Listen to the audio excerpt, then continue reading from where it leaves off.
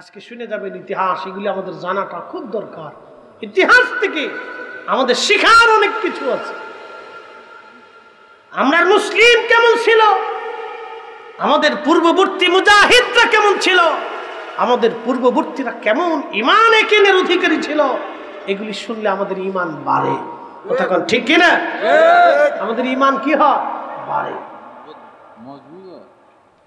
আপনি যেই দামি খাটের মধ্যে ঘুমাইতেন, যেই সুন্দর রুমের মধ্যে ঘুমাইতেন, এই রুম থেকে বের করে আপনাকে উঠানের সামনে নিয়ে একটা খাটিয়ার মধ্যে করে উপরে একটা চাদর দিয়ে আপনাকে ঢেকে রাখা হবে। সবাই শুধু দ্রুত গতিতে কবর খনন চলবে, বাঁশ কাটা শুরু হয়ে যাবে, জানাজার জন্য প্রস্তুতি চলবে, কাফন দাফনের জন্য ব্যবস্থা হতে থাকবে। এ বন্ধু, দুনিয়ার শেষ, একেবারে শেষ, শেষ বিদায়, শেষ বিদায়। আল্লাহ রাব্বুল আলামিনের হাবিব বলতেছেন, আমার উম্মত শুনে যাও, তোমাকে কবরে নামানো হবে। কিন্তু বিজ্ঞানের থিওরি থেকে আপনাকে আজকে বলে দিয়ে যাই, 24 ঘন্টা পরে শরীর থেকে পোকামাকড় বের হইয়া শরীরে পচা গন্ধ বের হতে থাকে।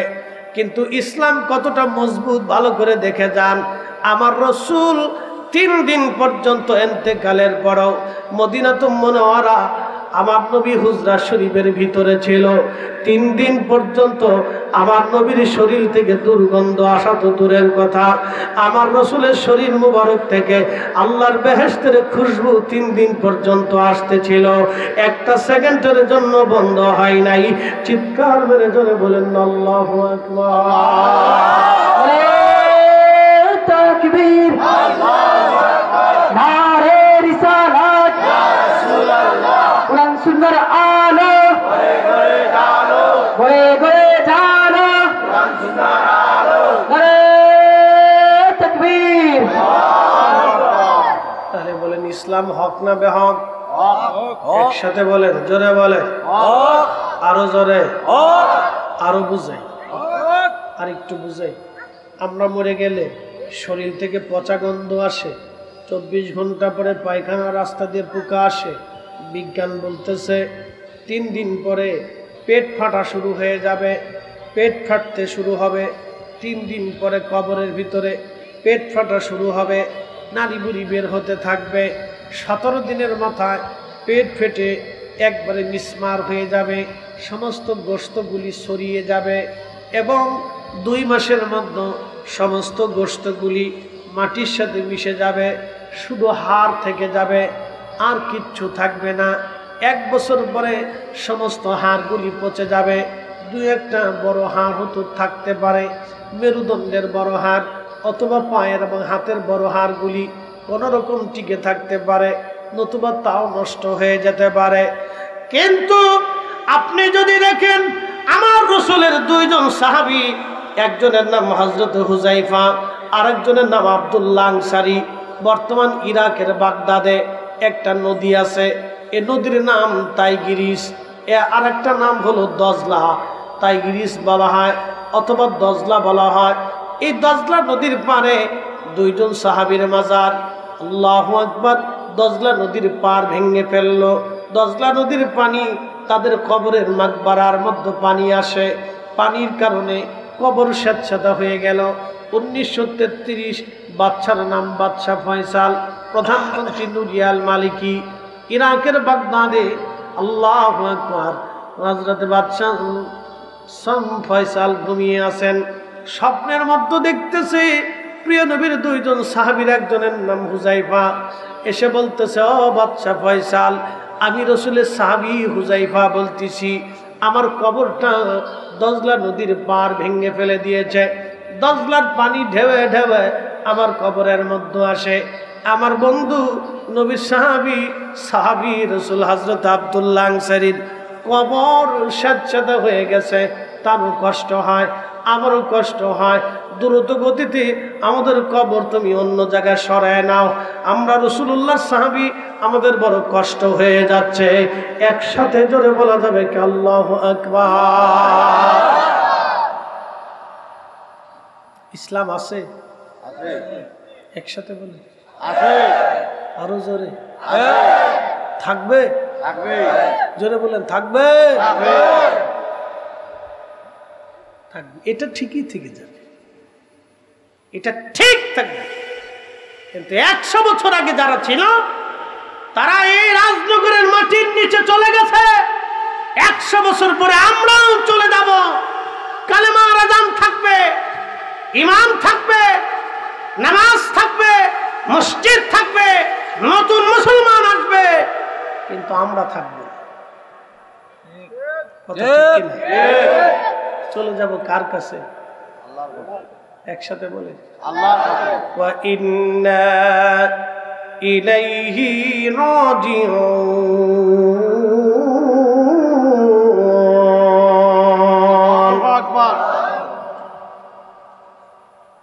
খুব মনোযোগ দিয়ে সাহাবী রাসূল হযরত হুযায়ফা বলতেছে, বাদশা তাড়াতাড়ি করে কবর সরাও। দিনের ভাগে বাদশা কাজের চাপে ভুলে গেলেন, স্বপ্নের কথা আর মনে নাই। পরের দিন রাত্রিবেলা আবার রাসূল করিমের সাহাবী স্বপ্ন দেখাইল, ও বাদশা ফয়সাল, আমি নবীর সাহাবী হুযায়ফা বলতেছি, কবর স্যাঁতস্যাঁতা হয়ে গেছে, আমার কবরে পানি ঢুকে কষ্ট হচ্ছে রে বাদশা, দ্রুত গতিতে আমাদের কবর এখান থেকে সরায় নাও। কোরআনে আল্লাহ কত চমৎকার বলে দিলেন, ইন্নাল্লাযীনা আমানু ওয়া আমিলুস সলিহাতি উলাইকা হুম খায়রুল বারিয়া। আমি যে কয়টা আয়াত আপনাদের সামনে বলবো, সব কয়টা আয়াতের প্রমাণ দিয়ে দিয়ে বলে যাচ্ছি। আজ খুব মনোযোগ দিবেন। আল্লাহর কোরআন কত চমৎকার সত্য বলেছেন। আল্লাহ মিথ্যা বলেন নাই, আল্লাহর রসুলও একটা কথাও মিথ্যা বলেন নাই। রসুল বলেছিলেন, ও আমার উম্মতের, আরে আমার উম্মত দলে দলে মতে মতে ভাগ হবে, আমার উম্মত কাফেরদের পদাঙ্ক অনুসরণ করবে, আমার উম্মত বেঈমানদের কাছে মাথা নত করবে। আজকে যদি আপনি ঠিকই দেখেন, ফিলিস্তিনের মুসলমান যখন শহীদ হয়ে যায়, তখন আমার আরবের মুসলমানরা তখন আনন্দ ফুর্তি করে বেড়ায়, আরবের বাচ্চারা তখন চুপচাপ বসে থাকে। অথচ ফিলিস্তিনের মুসলমানদের পক্ষে রাশিয়ার মতো একটা খ্রিস্টান দেশও কথা বলে যাচ্ছে, চীনের মতো একটা বৌদ্ধ দেশ কথা বলল, কম্বোডিয়ার মতো একটা খ্রিস্টান দেশ কথা বলল, ব্রাজিলের মতো একটা নাস্তিক দেশ ফিলিস্তিনদের স্বাধীনতার পক্ষে কথা বলল। কিন্তু সৌদি আরব, জর্দান থেকে শুরু করে কাতার, দুবাই, বাহরাইন, কুয়েত আর এই সমস্ত মধ্যপ্রাচ্যের আরব রাজারা এখনো ঘুমন্ত অবস্থায় পড়ে রয়েছে। আমি মনে করি সব কটা ইহুদিদের দালা।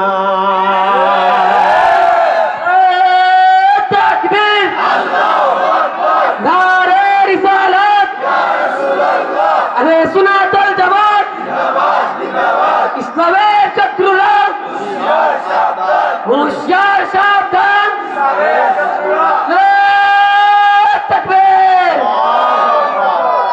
কিন্তু আমাদের দেশই তো ভালো। হুজুর কেমন ভালো? আমরা দিন আনি দিন খাই। কি কথা খারাপ হয়েছে? এদেশের কোটি মানুষ এখনো দারিদ্র সীমার নিচে বাস করে, দিন আনে দিন খায়, রুটি রুজি না করলে বাড়িতে চাল আসে না। দেশের হাজার হাজার রিক্সাওয়ালাকে জিজ্ঞেস করবেন, রিক্সা চালানোর পরে বাড়িতে বাজার নিয়ে যায়। সারাদিন কাজ করার পরে 500 টাকা পাওয়ার পরে বাড়ি বাজার করে নিয়ে যায়। সেই দেশের রাষ্ট্রীয় পক্ষ থেকে সে যেই আসুক, রাষ্ট্রীয় পক্ষ থেকে ফিলিস্তিনের পক্ষে কথা বলা হয়, কিন্তু দুঃখ আর আফসোস আমাদের দেশে মুসলিম মিল্লাতের যারা মরল হয়ে বসে আছে তারা ভয় পায়। তারা যদি কথা বলতো তাহলে ফিলিস্তিন এতদিন স্বাধীন হয়ে যেত। কথা বলে ঠিক কিনা? এরা আমরা মিসকিন, আর আমরা দেশে 8 টাকার তারাবি বানানোর জন্য এটি কুত্তা খেয়ে পাগল হয়ে গেছে। আপনি ঠিক বললেও ঠিক, না ঠিক বললেও ঠিক। আমাদের দেশে কালেমা নিয়ে ভেজাল বাঁধাই দিচ্ছে। কি নিয়ে? কালেমা নিয়ে ভাগাভাগি লাগাই দিচ্ছে। এমনি মনে করেন আপনার বাংলাদেশে আলেম আছে 60 লাখ, দল আছে 30টি। আলেম হলো 60 লাখ, দল হল 30টি। একজন আরেকজনের গুতায়, আরেকজন আরেকজনের গুতায়, একটা একটা কেনি মারে, আরেকটা একটা কেনি মারে। এর ভিতরে আমার 8 টাকার তারাবি ঢুকাই দিচ্ছে, এর ভিতরে আবার কালেমা নিয়ে ভাগাভাগি চালু করছে। কি কথা কর না কেন? এই সব ডিভাইডেড নীতি শয়তানের মতো। এদেশে ইসলামের ছিল শাহজালাল ইয়ামানি মুজাররিদি, উনি মাত্র 360 জন নিয়ে এসেছিলেন। এক ইমান, এক কালেমা, এক কোরআন, এক সুন্নাহ, এক নীতি, এক পথ, এক মতবাদ, আহলে সুন্নাত ওয়াল জামাত, এক আইন, এক বাস্তবায়ন, এক জিহাদ। যার কারণে শাহজালাল ইয়ামানি 360 জন নিয়ে যা করেছে, আমরা 18 কোটি মুসলমান তা করতে পারি না।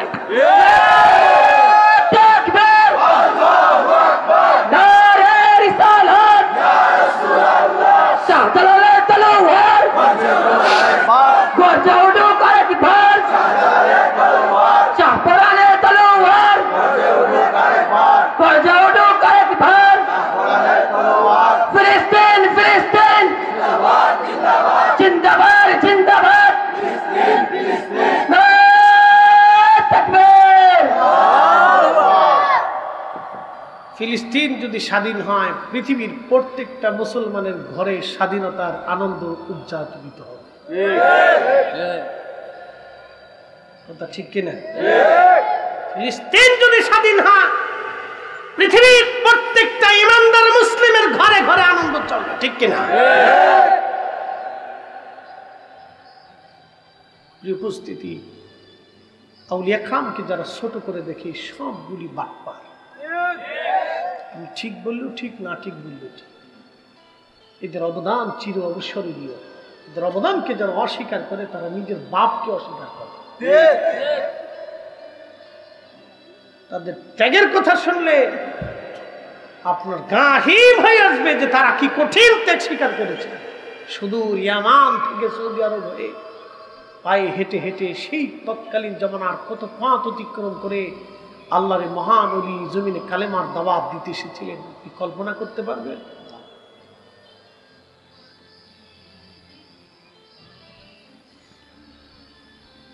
প্রিয় রাজনগরবাসী, আল্লাহর কোরআনে কত চমৎকার আল্লাহ বলে দিলেন, ইন্নাল্লাযীনা আমানু ওয়া আমিলুস সালিহাতি উলাইকা হুম খায়রুল বারিয়া। ইমানে আমলে যারা পাকা হবে, আল্লাহ বললেন তারা তামাম সৃষ্টির মধ্যে তারা সেরা। তামাম সৃষ্টির মধ্যে তারা সেরা। কোরআনের অপরাধ আল্লাহ বলেন, ইয়া কুল ইয়া, আল্লাহ রাব্বুল আলামিন বলেন, ইয়া আইয়াতুহান নাফসুল মুতমাইন্না তুরজিই ইলা রাব্বিকি রাদিয়াতাম মারদিয়া। এই আয়াতের বাস্তব প্রমাণ আমি আজকে আপনাদের সামনে তুলে ধরতেছি। আল্লাহর কোরআন বলল, ইয়া আইয়াতুহান নাফসুল মুতমাইন্না তুরজিই ইলা রাব্বিকি রাদিয়াতাম মারদিয়া। হে নফসে মুতমাইন্না, প্রশান্ত আত্মা, তুমি প্রশান্ত আত্মা। নামাজ ছেড়ে দেও নাই, রোজা ছেড়ে দেও নাই, জিকির ছেড়ে দেও নাই, হজ ছেড়ে দেও নাই, যাকাত ছেড়ে দেও নাই, হালাল খেয়েছ, অন্যায় করো নাই, জুলুম করো নাই, ন্যায় বিচার করেছ, ভালো রাস্তায় চলেছ। আমাদের দেশে দেখবেন যারা ন্যায় করে, অন্যায় করে না, ন্যায় বিচার করে, ন্যায় পথে থাকে, তাদেরকে সমাজ বেশি দিন বাঁচতে দেয় না। তাদেরকে এই সমাজ তাদেরকে সাইড দেয় না।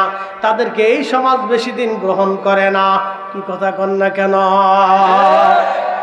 আমার দেশের যারা ভালো রাস্তায় পথে ভালো মতো চলে, তাদেরকে সমাজ বলে বোকা, বলে ও বোকা শোকা, ও সাদা সিধে, ও বুঝে না। যেটা সিটার বাটপারি, যেটা সিটার বাটপারি করে, আমাদের সমাজ তাকে বলে বিরাট চালাক। যার কারণে আমাদের সমাজে ভালো মানুষের ঠাঁই হয় না, ভালো মানুষের জায়গা হয় না। খুব মনোযোগ দিবেন রাজনগরের মুসলমান। আল্লাহর কোরআন বলতেছে, হে নফসে মুতমাইন্না, তুমি আমি আল্লাহর সন্তুষ্টির দিকে চলে আসো।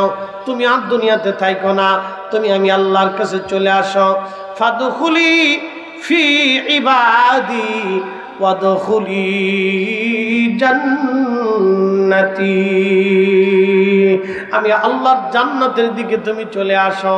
আল্লাহর নবী বললেন, আল কবরু রাউযাতুম মিন রিয়াজিল জান্নাহ, আমার এই উম্মতের বাগান, কবরটাকে আমার আল্লাহ জান্নাতের বাগান বানায়া দেয়। একসাথে জোরে বলবেন কি মারহাবা। আল্লাহর কোরআনের বাস্তব রূপ যদি আপনি দেখতে চান, সাহাবী রাসূলের দিকে আপনি তাকায় দেখেন। দ্বিতীয় রাত্রিবেলা স্বপ্ন দেখাইলেন বাদশাহ, দ্বিতীয় রাত্রিবেলার কথা আবার ভুলে গেল। তৃতীয় রাত্রিবেলা বাদশাহ আবার স্বপ্ন দেখলেন।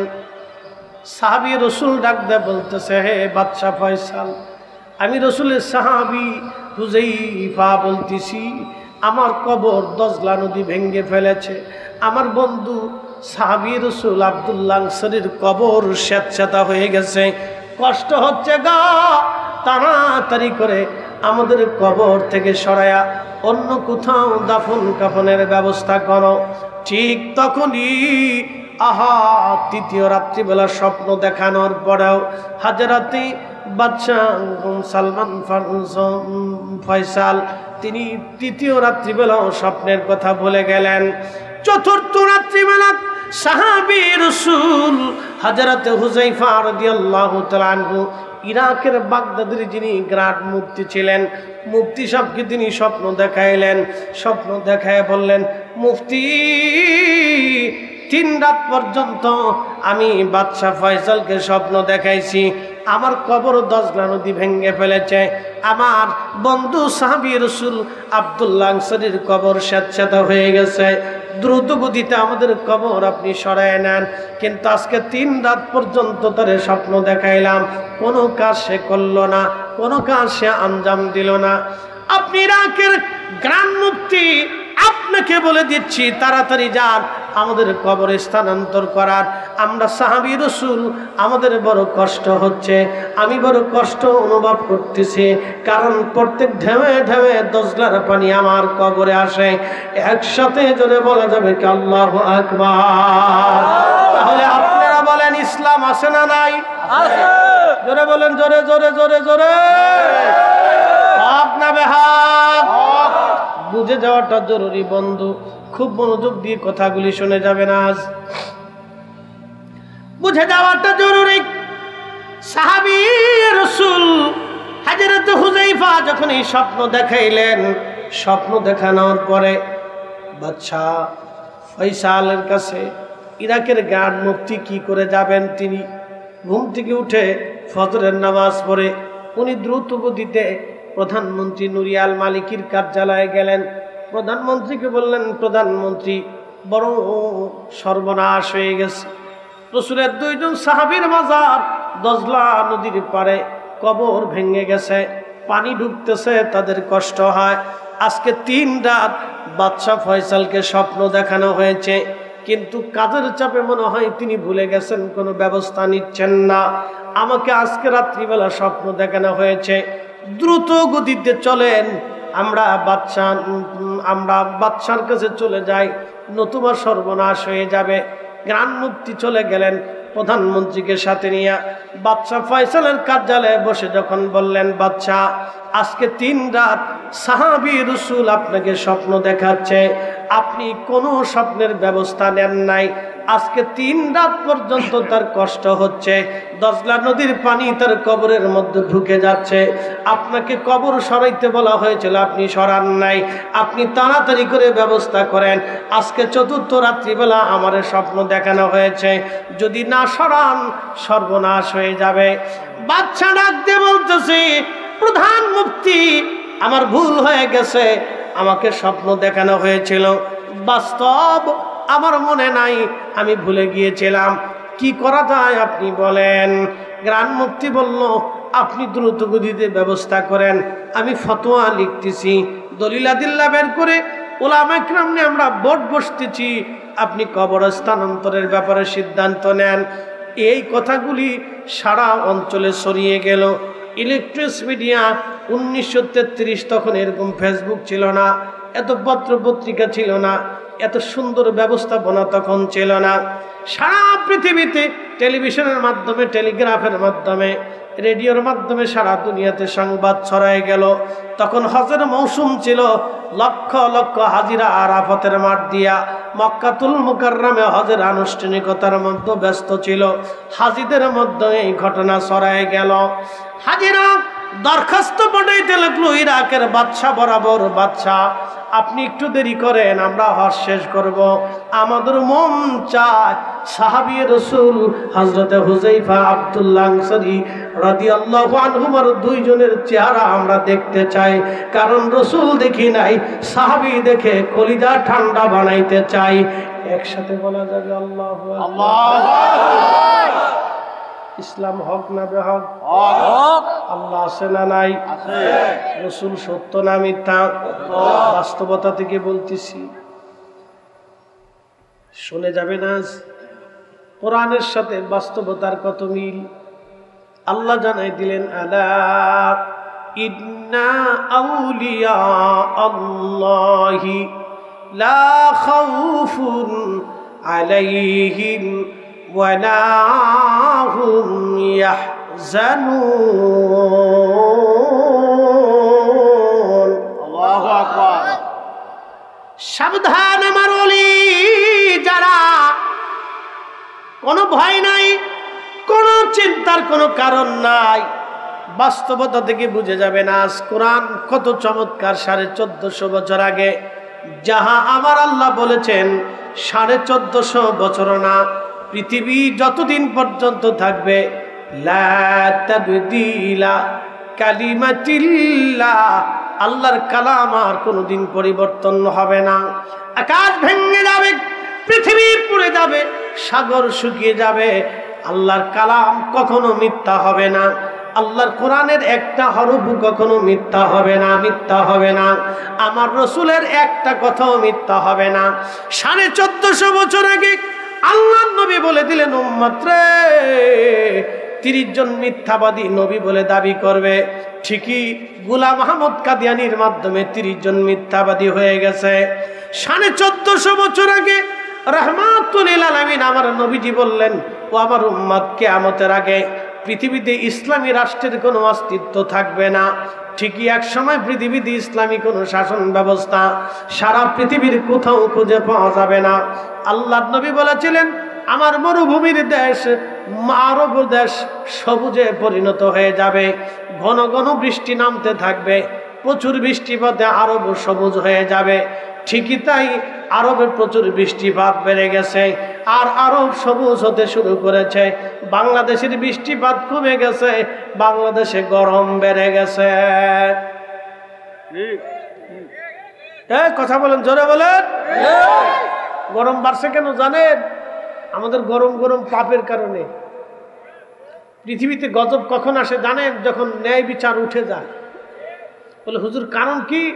আদালতে যাবেন, কয়টা ন্যায় বিচার হয় আপনি বুঝেন? সব টেবিলের নিচ দিয়ে মেরে দেয়। উচিত কথা বললে ফরিদি সব পচা হয়ে যাবে, এই লোকটা ভালো হবে না। আমরা হুজুররা তো অনেক সময় ভালো হয় না, বুঝছেন না? ভালো কথা বললে অনেকে বেজার হয়ে যায়। কয়টা আদালতে ঠিক মতো বিচার হয় বলে? কয়টা তদন্ত ঠিক মতো হয় বলে? টাকার বিনিময়ে তদন্ত হয়, মামলা শুরু হয় মিথ্যা দিয়া, মামলা শেষ হয় মিথ্যা দিয়া। সবই মিথ্যা, আগা থেকে শেষ পর্যন্ত মিথ্যা। আদালত মিথ্যা, সব বিচার মিথ্যা হচ্ছে। টাকার কারণে আদালত রায় দিচ্ছে। আমার দেশের হাজার হাজার গরিব মানুষ টাকার কারণে বিচার পায়।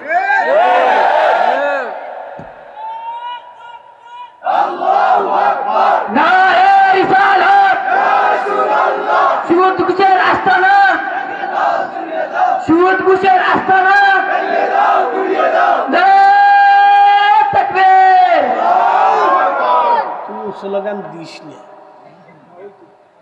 সুদের আস্তানা ভাঙতে হলে তাহলে সব ব্যাংক ভেঙে দিতে, ওই তো না। পাবলিককে হচ্ছে ভাঙতে আমার টিয়া দেন।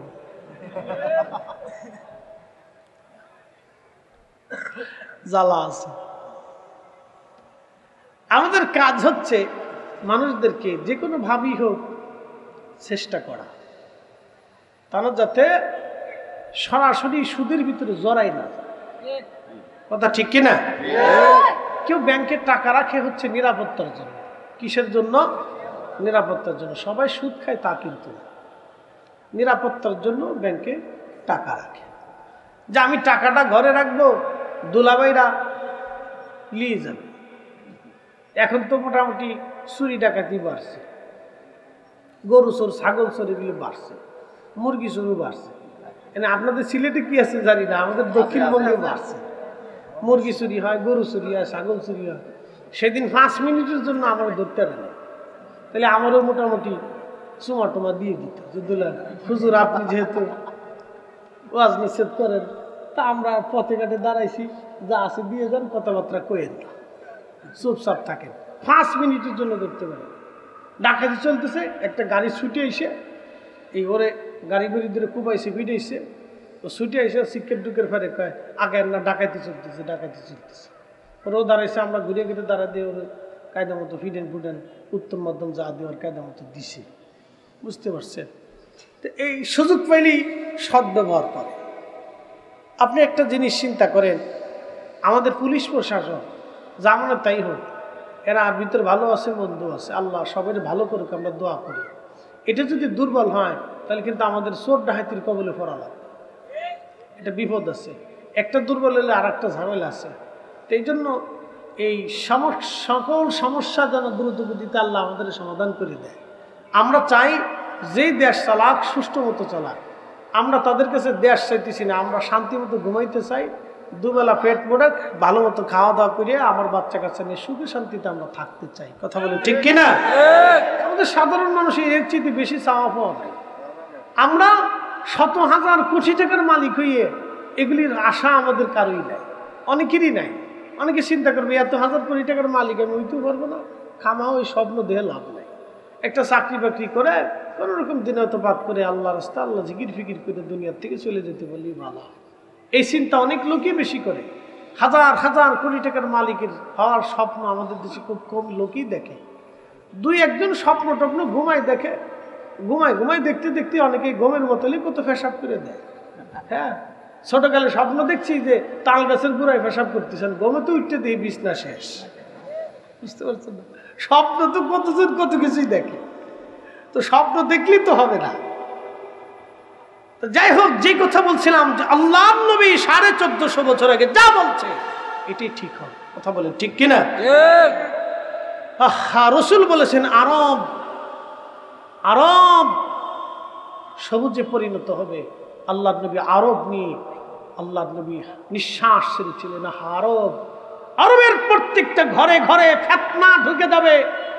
ঠিক আপনি যদি তাই দেখেন, দুবাই, কাতার, কুয়েত, বাহরাইন, আরবের উন্নত দেশগুলির প্রত্যেকটা ঘরে ঘরে ঘরে ঘরে ফিতনা ঢুকে গেছে।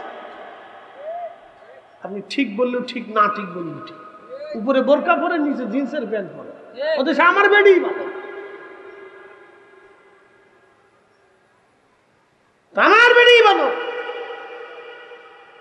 যাই দেখেন লোহিত সাগর, জেদ্দা, পথগুলিতে সাগরের পথ দিয়ে ঘুরে যায় দেখেন আরব। যেই নারীরা বীর সন্তান জন্ম দিত, যেই দেশের নারীরা ওলি জন্ম দিত, যে দেশের নারীরা আলেম জন্ম দিত, যে দেশের নারীরা যোদ্ধা জন্ম দিত, সে দেশের নারীরা সমুদ্রের পারে ঘুরে বেড়াচ্ছে। তার কি অবস্থা? কোথায় নামাজ, কোথায় জিকির, কোথায় হক, কোন সিস্টেম নেই। আরবে জেনা ভরে গেছে। উচিত কথা বললে মহাসভ্য। আর এদের দেশে মৌলবীরা আমার দেশে এসে কালেমার ভিতরে ভাগাভাগি শুরু করে দেখে মুহাম্মদুর রাসূলুল্লাহ পাশাপাশি লেখা যাবে না। আরে বেটা, এই মুহাম্মদুর রাসূলুল্লাহ দিয়ে দিন পেয়েছি। মুহাম্মদুর রাসূলুল্লাহ না হলে আল্লাহ চিনতাম না, মুহাম্মদুর রাসূলুল্লাহ না হলে কোরআন পেতাম না, মুহাম্মদুর রাসূলুল্লাহ না হলে আযান পেতাম না, মুহাম্মদুর রাসূলুল্লাহ না হলে জান্নাত হবে না, মুহাম্মদুর রাসূলুল্লাহ না হলে ঈমান হবে না, মুহাম্মদুর রাসূলুল্লাহ না হলে ধর্ম হবে না, মুহাম্মদুর রাসূলুল্লাহ না হলে ইয়াকিন হবে না, মুহাম্মদুর রাসূলুল্লাহ শব্দ, কালেমা থেকে যারা বাদ দিতে চায় সবকটি ইহুদির কালাম। তাকবীর, আল্লাহু আকবার, নারে রিসালাত, ইয়া রাসূলুল্লাহ, নূর নবীজির শত্রুরা হুঁশিয়ার সাবধান, দয়াল নবীর শত্রুরা হুঁশিয়ার সাবধান, নারে তাকবীর। নগরবাসী হাজারাতে গ্রান্ড মুফতি দ্রুত গতিতে তিনি ফতোয়া বোর্ড নিয়ে বসে গেলেন। তিনি লেখালেখি শুরু করে দিলেন ফতোয়া। বাদশাহ ফয়সালের কাছে সারা পৃথিবী থেকে সংবাদ আসে, বাদশাহ দ্রুত গতিতে আপনি ফয়সালা করেন, আমরাও সাহাবী রসুল দেখতে চাই। 1450 বছর 1400 বছর পরে আমরা সাহাবী রসুলের সাহাবী দেখতে চাই। 1400 না 1350। অথচ বিজ্ঞানের ব্যাখ্যা 24 ঘন্টা পরে পায়খানা রাস্তা দিয়ে পোকা আসবে। বিজ্ঞানের ব্যাখ্যা 17 দিনে পেট ফেটে মিসমার হবে। বিজ্ঞানের ব্যাখ্যা অনুযায়ী 2 মাসের মধ্যে গোশতগুলি মাটির সাথে মিশে যাবে। আজকে 1350 বছর পরে একজন সাহাবী স্বপ্ন দেখায়, আমাদের লাশ দ্রুত গতিতে সরায় নেন, আমাদের কষ্ট হচ্ছে। বাদশার কাছে চিঠি আসলো, মেইল আসতেছে, ফোন আসতেছে, আপনি দেরি করবেন, আমরাও দেখতে চাই। বিভিন্ন অঞ্চল থেকে ফোন আসে, ইরান থেকে, ইরাক থেকে, কুয়েত থেকে, কাতার থেকে, বাহরাইন, দুবাই, সৌদি, মিশর, সিরিয়া থেকে, ফিলিস্তিন থেকে বড় বড় বাদশাহ গভর্নররা ফোন দিচ্ছে, আমরাও আসবো, সাহাবী রসুল আমরাও দেখতে চাই। কারণ 1400 বছর আগে সাহাবীরা কেমন ছিল সেটা আমরা দেখতে চাই। আমরা রসুল দেখি নাই, কিন্তু সাহাবী দেখব। 5 লক্ষ হাজি ছিল তৎকালীন সময়। 5 লক্ষ হাজি তৎকালীন সময়, 1 2 জন না, 5 লক্ষ হাজি। আল্লাহু আকবার। রাজনগরবাসী খুব মনোযোগ দিয়ে শুনিয়া যান, হাজিরা আসবে। বাদশাহ ফয়সাল চিন্তায় পড়ে গেলেন। একদিকে সাহাবী তাগাদা দিচ্ছেন কবর সরানোর জন্য, অন্যদিকে দজলা কবর ভেঙে ফেলে দিয়েছে। সাহাবীর কষ্ট হয়, এই কবর কি করে সরানো যাবে, এখন কেমনে সরাই, কি করব। আবার বোর্ড বসে গেলেন। মুফতি সাহেব তিনি পরামর্শ দিলেন, বাদশাহ একটা কাজ করা যায়।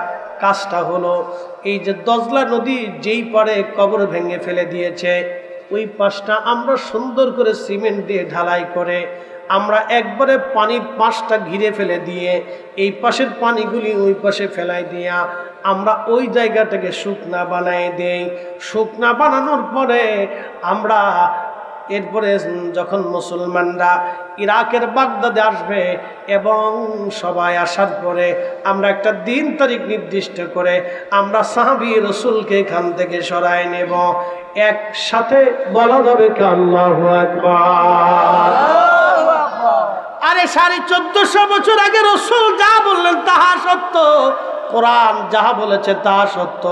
আল্লাহ বলেন, আল্লাযীনা আমানু ওয়া কানু ইয়াত্তাকুনা লাহুমুল বুশরা ফিল হায়াতিদ দুনিয়া ওয়া ফিল আখিরাহ।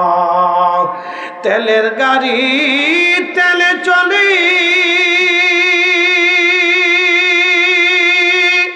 হাওয়ার গাড়ি হাওয়ায় উড়ে, বিনা তেলে চালায় গাড়ি নবী সুলাইমান। আমরা সেই মুসলমান, আমরা সেই মুসলমান, ঠিক কিনা? আমরা সেই মুসলিম। দেখেন 1933 সাল, পৃথিবীর এক বিশুদ্ধ ইতিহাস, আজকের কথা না, একবারে লক্ষ লক্ষ মানুষ তার সাক্ষী ছিল। সাহাবী রাসূল। তো ওইভাবে ড্রেজিং সিস্টেম করে আপনার বেড়িবাঁধ তৈরি করে দিয়ে ভিতর থেকে পানি নিষ্কাশন করা হয়, কবর শুকিয়ে দেওয়া হয়। হজ শেষে হাজার হাজার হাজি ধীরে ধীরে ধীরে ধীরে ইরাকের বাগদাদে ঢুকতে লাগলো। সালমান পার্ক, যেখানে সালমান ফার্সি রাদিয়াল্লাহু আনহু ঘুমিয়েছেন। এই সালমান ফার্সির 250 বছর হায়াত হয়েছিল, তিনি ইরাকের গভর্নর ছিলেন। আজকে শুনে যাবেন ইতিহাস, এগুলি আমাদের জানাটা খুব দরকার। ইতিহাস থেকে আমাদের শেখার অনেক কিছু আছে। আমরা মুসলিম কেমন ছিল, আমাদের পূর্ববর্তী মুজাহিদরা কেমন ছিল, আমাদের পূর্ববর্তীরা কেমন ঈমান একিনের অধিকারী ছিল, এগুলি শুনলে আমাদের ঈমান বাড়ে। কথা কোন ঠিক কিনা? আমাদের ঈমান কি হয়? বাড়ে, ঈমান মজবুত হয়, দৃঢ় হয়, যে না আমি সঠিক আকীদা বিশ্বাস ও দ্বীনের উপরে আছে, আমি সঠিক আকীদা বিশ্বাস ও দ্বীনের উপরে আছে।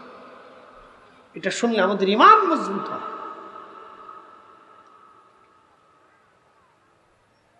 হযরত সালমান ফার্সি রাদিয়াল্লাহু আনহুর মাজার যেখানে, পাশে দুইটা কবর খনন করা হলো। একটা কবর হবে সাহাবী রাসূল হযরত হুযায়ফা রাদিয়াল্লাহু আনহু, আর একটা কবর হবে হযরত আব্দুল্লাহ আনসারী রাদিয়াল্লাহু আনহু। দুইজনের কবর সালমান ফার্সি রাদিয়াল্লাহু আনহুর মাকবারার পরে ওনার রওজার পাশেই করা হবে। সালমান ফার্সি উনি ইরান দেশের মানুষ ছিলেন, 250 বছর পর্যন্ত পৃথিবীতে বেঁচে ছিলেন। তিনি সাহাবী রাসূল ইন্তেকাল করার আগে ইনি ইরাকের গভর্নর ছিলেন। মাসে 6000 টাকা বেতন পেতেন, তৎকালীন সময় 6000 দিরহাম। এই 6000 টাকা বেতন পাওয়ার সঙ্গে সঙ্গে পরের দিন সব গরিব মানুষের মধ্যে বন্টন করে দিতেন।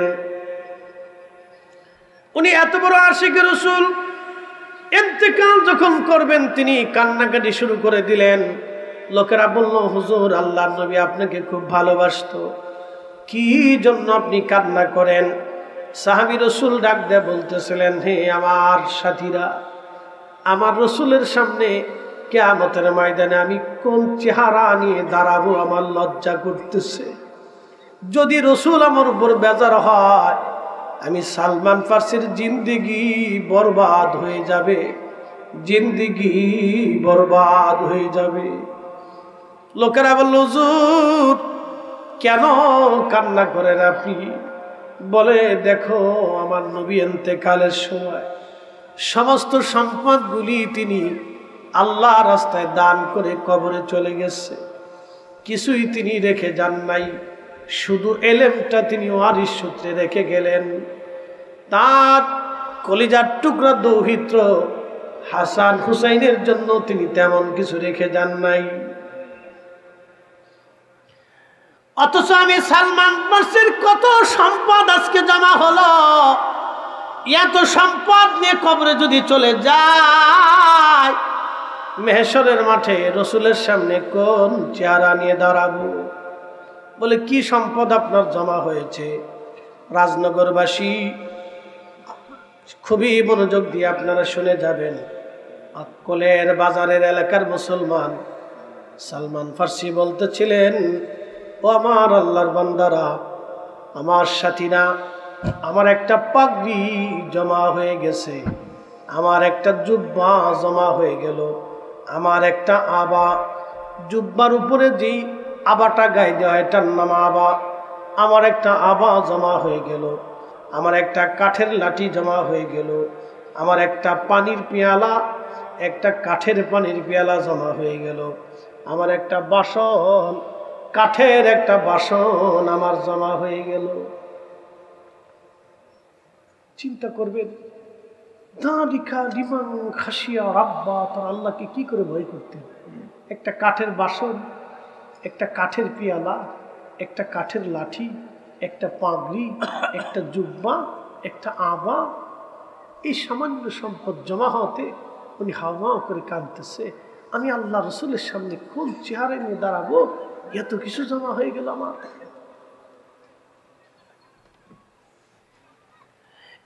সাহাবীরা, আমি সালমানের ইন্তেকালের পরে জুব্বা দিয়ে, আবা দিয়ে, আমার কাফনের কাপড় বানানোর পরে যা থাকবে রে সব কিছু তোমরা গরিব মানুষের মাঝে দান করে দিবা। সাবধান, একটা সম্পদ সালমানের জন্য জমা রেখে দিবা না, সব আল্লাহ রাস্তায় তোমরা দান করে দিবা। ওনার মাজারের পাশে দুইটা কবর খনন করা হলো, একটা কবর হুজাইফা আর একটা কবর আব্দুল্লাহ আনসারী রাদিয়াল্লাহু আনহুমা। লক্ষ লক্ষ হাজি, লক্ষ লক্ষ ইরাকবাসী, লক্ষ লক্ষ মুসলমান আজ আসছি।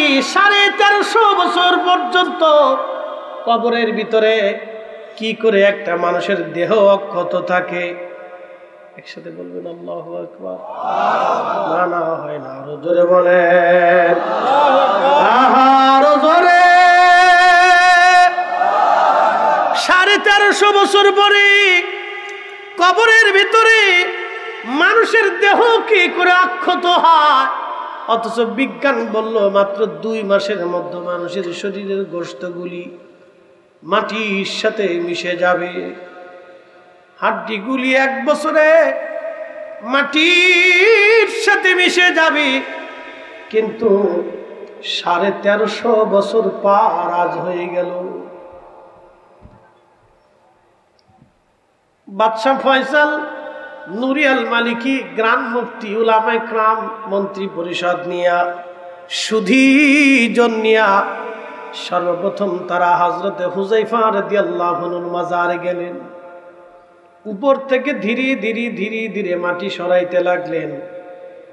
যদি কোদালের দাগ একবার কোব একবার যদি শরীরে বসে সর্বনাশ হবে। ধীরে ধীরে মাটি সরাইতে লাগলেন। উপর থেকে মাটি সরাইয়া একবারে সম্পূর্ণ মাটি সরানোর পরে মুসলমানরা দেখে কবরের ভিতরে 1350 বছর আগে হযরত হুযায়ফা রাদিয়াল্লাহু আনহুকে যেইভাবে দাফন করা হয়েছিল তার কাফনের কাপড়টাও মাটিতে ধরে না। না না, আরো জোরে হাত উঁচা করে বলেন আল্লাহু আকবার। আল্লাহ আছে, আছে, আখিরাত আছে, ফেরেশতা আছে, দিন আছে, কবর আছে, জান্নাত আছে, জাহান্নাম আছে, হাসরের বিচার বসবে, ফেরেশতা আছে, মুনকার নাকির কিরামান কাতিবিন নবীরা ছিল। আহা, এটাই আমাদের ঈমান। কথা বলেন ঠিক না বেঠে?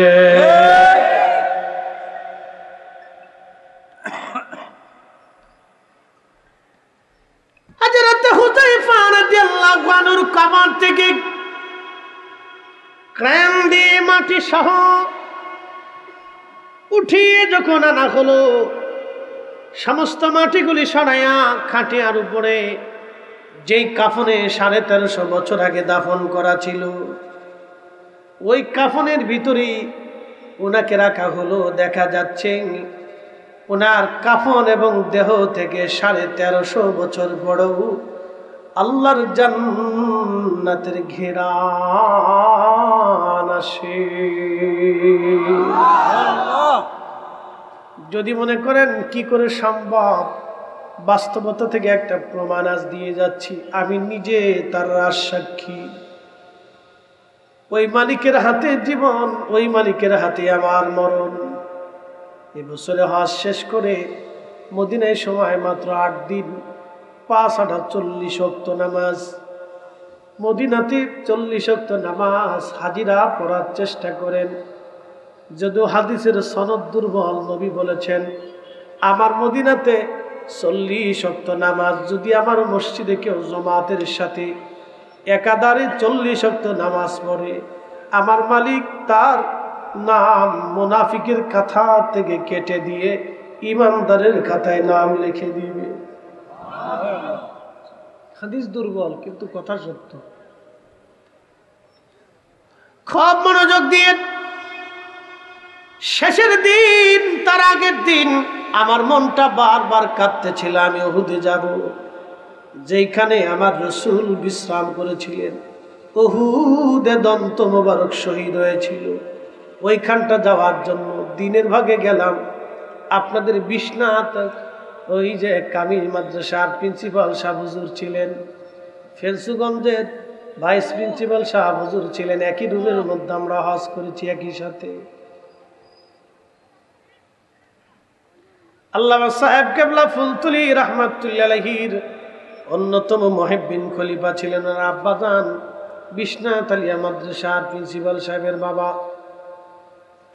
খুব মনোযোগ দিয়ে একই সাথে একই রুমে 40 দিন আমরা একসঙ্গে কাটিয়েছি। হজের সময় আমি উত্তম সাথী ওনাদেরকে পেয়েছিলাম, অত্যন্ত আশিক রাসূল ওনারা দুইজন। একই সঙ্গে উহুদে গিয়েছি, একই সঙ্গে বদরে গিয়েছি, অনেক জায়গা গিয়েছি, মদিনাতে, মক্কাতে, হেরেমে। খুব মনোযোগ দিয়ে তো রাতের আধারে গেলাম, চিন্তা করলাম দিনে তো বহুবার গেলাম, রাত্রিবেলা একবার একটু ঘুরে আসি। তার কাটার বেড়া কাটা ছিল, যে ফাঁকা জায়গা উহুদে নবীজি বিশ্রাম করেছিলেন ওই জায়গাটা সিমেন্ট দিয়ে ঢেকে রেখেছে এবং সুন্দর করে জানালার মতো একটু কাটা রেখে দিয়েছে, ভিতরে কেউ ঢুকতে পারে না, কিন্তু পাশে যাওয়া যায়। আমরা রাত্রিবেলা হেঁটে হেঁটে উঠলাম, 4-5 জন আলেম। আর একজন আলেম ছিলেন, তিনি লন্ডন থাকেন, আমার ওই ভাইটাও ছিলেন, তার নাম গজনবী। খুব মনোযোগ দিয়ে আমরা 4-5 জন আলেম আপনাদের সিলেটের মাওলানা মাইনুদ্দিন আহমদ জালালাবাদী সাহেবের খোঁজ কাফেলায় গিয়েছিলাম। বন্ধু খুব মনোযোগ দিয়ে উনিও সাথে ছিলেন। রাত্রিবেলা যখন ওইখানে আমরা ঢুকলাম, মালিকের হাতে আমার জীবন, ওই আল্লাহর কসম করে বলতেছি, বাতাস থেকে সুঘ্রাণ আসতে লাগলো। পৃথিবীর কোন আতরে সুঘ্রাণ আপনি পাবেন না, কোটি টাকা দিলেও এই সুঘ্রাণ আপনি পাবেন না। বাতাসের মধ্যে সুঘ্রাণ শুধু ভেসে ভেসে আসতেছে। আমরা চিন্তিত, ব্যাপার কি, এত ঘ্রাণ কোথা থেকে আসে? যেখানে আল্লাহর নবী ফাঁকা জায়গাতে বিশ্রাম করেছিলেন ওইখানটা তো সিমেন্ট দিয়ে লাগানো, শুধু জানালার মতো কাটা। মাথা ঢুকাইয়া ভিতরে যখন নাক লাগাইলাম, দেখি আল্লাহর নবী যেখানে বিশ্রাম নিয়েছিলেন 1450 বছর পরে সেখান থেকে এখনো জান্নাতের ঘেরান পাওয়া যায়। আমরা এখানে স্থির থাকতে পারি নাই, আমরা এতগুলি আলিম ওইখানে এশার নামাজ পড়লাম, ওইখানে মিলাদ শরীফ পড়লাম, জিকির করলাম, দোয়া করলাম। এত সুঘ্রাণ পৃথিবীর কোনো আতরে হবে না। আমার রাসূল সত্য, নবী যেটা বলেছেন এটা সত্য, সাহাবীরা সত্য, কোরআন সত্য। আখিরাতের ময়দানে দাঁড়াইতে হবে, কোনো চিন্তা নাই। হে রাজনগরবাসী, মাঝে মধ্যে আমরা ভুলে যাই আল্লাহর কথাগুলি ভুলে যাই। আমরা ভুলে যাই, ভুলে গেলে চলবে না। স্মরণে বরণে রাখতে হবে, ভুলে গেলে চলবে না। 1450 বছর পরে এখনো সেখান থেকে সুঘ্রাণ আসে। যদি কোনোদিন নসিব হয়, রাত্রিবেলা যাবেন উহুদের ওইখানে, নীরবে নিভৃতে চুপচাপ যে বসবেন, দেখবেন আল্লাহর বেহেশতের ঘ্রাণ অটোমেটিক বাতাসে ভেসে ভেসে ভেসে ভেসে ভেসে ভেসে ভেসে আসতে থাকবে। এখনো আছে। আল্লাহু আকবার। আপনার শরীর স্থির থাকতে পারবেন না ততক্ষণ, এত সুন্দর ঘ্রাণ আসে বাতাসে। আর রাতের যারা মদিনাতে গেছেন, মদিনার আবহাওয়া তো অত্যন্ত চমৎকার। সকালের আবহাওয়া এবং রাতের আবহাওয়া তো এত মিষ্টি, এত মধুর, ভাষায় প্রকাশ করার মতো না। বিশেষ করে ওখান থেকে তো পাহাড়ি বাতাস ভেসে ভেসে আসে, আরো মজা লাগে। তো ওইখান থেকে বাতাসের মাধ্যমে ঘ্রাণ ভেসে ভেসে আসতেছে, আর নাক লাগাই দেখি ভিতর থেকে এত সুন্দর ঘ্রাণ আসতেছে। আল্লাহু আকবার। যত সময় বসেছিলাম তত সময় ঘ্রাণ পেয়েছি, একটা সেকেন্ডের জন্য ঘ্রাণ বন্ধ হয়। 1450 বছর পরেও আল্লাহর নবীর সুঘ্রাণ পাওয়া যায়। একসাথে বলা যাবে আল্লাহু আকবার। রাসূল আছে, কথা বলেন আছে, নবীর মুজিজা আছে, কিয়ামত পর্যন্ত রাসূলের মুজিজা থাকবে, কথা বলেন ঠিক কিনা? আল্লাহর দ্বীন সত্য, আমার রাসূল সত্য, এটাই সত্য। কখনো নিজের ইয়াকিনকে দুর্বল করবেন না, সাবধান। নিজের ঈমানকে, বিশ্বাসকে কখনো দুর্বল করবেন না, এটাকে মজবুত রাখবেন, শক্ত রাখবেন, দৃঢ় রাখবেন, পাহাড়ের মতো মজবুত রাখবেন এটাকে। তো খুব মনোযোগ দিয়ে ওনার জেসে উঠানো হয় 1350 বছর পরে। কল্পনা করা যায় 1350 বছর পরে ওনার শরীরের ওই আপনার কি বলে কাপড়ের থেকে ধুলাবালি ময়লাগুলি পরিষ্কার করা হয়।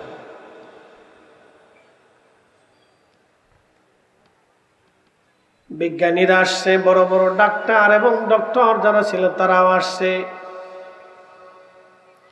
সারা পৃথিবীর মানব বিজ্ঞানীরা আসছে সাহাবী দেখার জন্য। কি করে সম্ভব? 1300 বছর পরে এখনো একজন মানুষ কবরে জিন্দা আছেন, কবরে ওই অবস্থায় আছে। সবাই এসে হাত ধরে দেখে হাতের ব্লাড সার্কুলেশন, রক্ত সঞ্চালন তখনও চলে। আসতে হয়ে গেল না সুবহানাল্লাহটা? মানুষ মারা গেলে রক্ত সঞ্চালন বন্ধ হয়ে যায়, শরীর ঠান্ডা হয়ে যায়। কিন্তু সাহাবী রাসূল হুযায়ফা রাদিয়াল্লাহু আনহু শরীর তখনও গরম। জোরে জোরে জোরে জোরে জোরে। আর আমাদের শরীর থেকে 24 ঘন্টা কি বের হয়? পোকা পোকা পোকা পোকা। কারণ ইরজি ইলা রাব্বিকি রাদিয়াতাম মারদিয়া, এই ইবাদত আমরা করতে পারি না। ফাদখুলি ফি ইবাদি ওয়াদখুলি জান্নাতি। কোরআনের আয়াতের এই মর্মটা আমরা নিজেরা আদায় করতে পারি নাই, যার কারণে আমরা মরার পরেই পায়খানা রাস্তা দিয়ে পচা পোকা বের হয়ে সারা শরীরে দুর্গন্ধ ছড়িয়ে যায়। কল্পনা করতে পারবেন যে 1300 বছর পরেও একটা মানুষের শরীর ব্লাড সার্কুলেশন চলতেছে, তখনও তার শরীর গরম, তার চেহারা তখনও নুরানি, ঠোঁট তখনও জিন্দা, চোখ তখনও জিন্দা, কান তখনও জিন্দা, চুল তখনও তাজা, মাথার চুল তাজা, দাড়ি তাজা, ভুরু তাজা, ত্বকগুলি তখনও তাজা, তার শরীরের সৌন্দর্য তখনও সুন্দর। একসাথে বলা যাবে আল্লাহু আকবার। ইমাম তাদেরকে শ্রেষ্ঠত্ব আসনে আসীন করেছে সোহবতে রাসূল। রাজনগরবাসী আমাদেরকে এরকম মুসলমান হতে হবে, ইমানে আমলে এখানে কাজে কর্মে ইমানে বিশ্বাসী আমাদেরকে এরকম মুসলমান হওয়া লাগবে। হযরত হুযায়ফাকে উঠানোর পরে আব্দুল্লাহ আনসারী রাদিয়াল্লাহু আনহুর কবর সরানোর পরে দেখা গেল ঠিক সাহাবী রাসূল হুযায়ফা যেমন আব্দুল্লাহ আনসারীর কবরের মধ্যে তিনিও তেমন, বিন্দু পরিমাণেও চেহারা নষ্ট হয় নাই, চুল পড়ে যায় নাই, কাফনের কাপড় নষ্ট হয় নাই। দুইজন একই রকম কোনো পরিবর্তন নাই। 1350 বছর আগে যেইভাবে দাফন করা হয়েছিল 1350 বছর পরে ওইভাবেই পড়ে আছে। আহা, ওনাদেরকে উঠানোর পরে লক্ষ লক্ষ মুসলমান দেখে দেখে কান্নার রোল পড়ে গেল। সবাই কান্না করে। আমরা নবী দেখি নাই কিন্তু সাহাবী দেখলাম, আমরা নবী দেখি নাই কিন্তু সাহাবী দেখার সৌভাগ্য হলো। জার্মান একজন বিজ্ঞানী তিনি চিন্তা করলেন সমস্ত শরীর যদিও এইভাবে রয়েছে কিন্তু চোখটা তো মরে যাওয়ার কথা, চোখটা তো তখনও তাজা থাকার কথা না। জার্মান বিজ্ঞানী হযরত হুযায়ফা রাদিয়াল্লাহু আনহুর চোখ পরীক্ষা করার জন্য তিনি কাছে আসলেন। আসার পরে চিন্তা করলেন বডি তো ঠিক আছে কিন্তু চোখ তখন ওইভাবে কিভাবে থাকে, চোখটা তো মরে যাওয়ার কথা। চোখটা তো নষ্ট হয়ে যাওয়ার কথা। বিজ্ঞানী হযরত হুযায়ফা রাদিয়াল্লাহু আনহু চোখের পাতা সরাইয়া যখন চক্ষু মোবারকের দিকে নজর মেরেছে, হযরত হুযায়ফার চক্ষু থেকে একটা নূর আসে। ইত্তাকু ফারাসাতাল মুমিন ফাইন্নাহু ইয়ানজুরু বিনুরিল্লাহ। রাসূল বললেন, আমার মুমিনের চাহনিকে তোমরা ভয় করো, কেননা ইয়ানজুরু বিনুরিল্লাহ, মুমিন যারা তারা আল্লাহর নূর দিয়া দেখতে পায়। আল্লাহর ওলি যারা আল্লাহর নূর দিয়ে তারা দেখতে পায়। হযরত হুযায়ফা রাদিয়াল্লাহু আনহুর চোখের নূরের আলোতে তখন জার্মান বিজ্ঞানীর চোখ আলো বন্ধ হয়ে গেল। তিনি চোখের আলো বন্ধ হয়ে যাওয়ার পরে কিছু সময় পরে তিনি চোখের আলো ফিরে পাইলেন। গ্রান মুফতির হাত ধরে বললেন, মুফতি আর বুঝার বাকি নাই।